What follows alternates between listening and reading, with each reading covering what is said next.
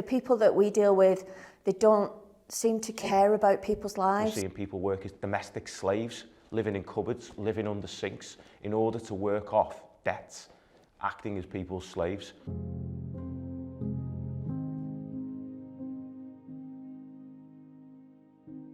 Stop vehicle. It's 20 past 1 nearly. We're just checking it for anything particularly untoward.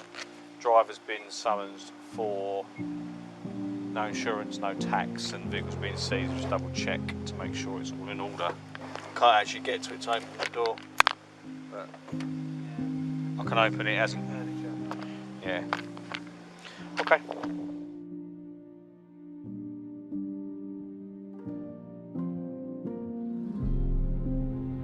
So the operation that I'm currently working on is Operation Collison. It's the accumulation of 6 events of illegal migrants that have been brought into the country illegally. So they're being hidden in concealments, hidden in wardrobes in back of vans. Usually sort of 6 migrants per event, and they're being brought in from France to Dover, kept in horrific circumstances, held in these extremely small confined spaces for anywhere between sort of 4 or 6 hours, and being brought into the country that way. So this came on my desk. There was 5 separate incidents that had occurred through Dover, and through further investigations, through the incident that we had in our office, we identified that there was a link between the 5. We managed to link together all the organised crime group, and they were the same people that were organising these events over and over.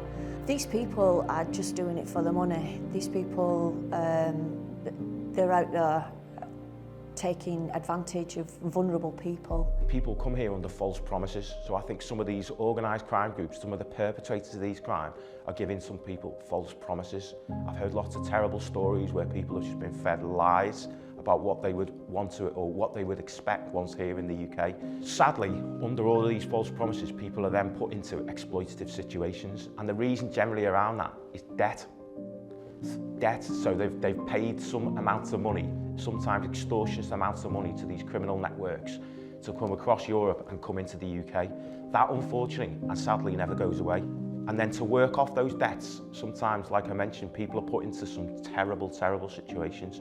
Sexual exploitation, working in brothels, labour exploitation. We're seeing people work as domestic slaves, living in cupboards, living under sinks, in order to work off debts, acting as people's slaves. These people are broken, and you know, it breaks my heart to sort of see what these people have gone through. The main aim of immigration enforcement is preserving life, safeguarding of vulnerable victims. I'm really proud of the results that CFI, Criminal Financial Investigation, and I have achieved over the past 12 to 18 months. Last year, 2021, we disrupted around 550 organised crime groups involved in serious organised immigration crime. It's so important that these criminals are behind bars, ultimately to stop a repeat of any of the tragic instances we've seen with the deaths on the Channel. People being found tragically deceased in the back of lorries, ultimately to save lives.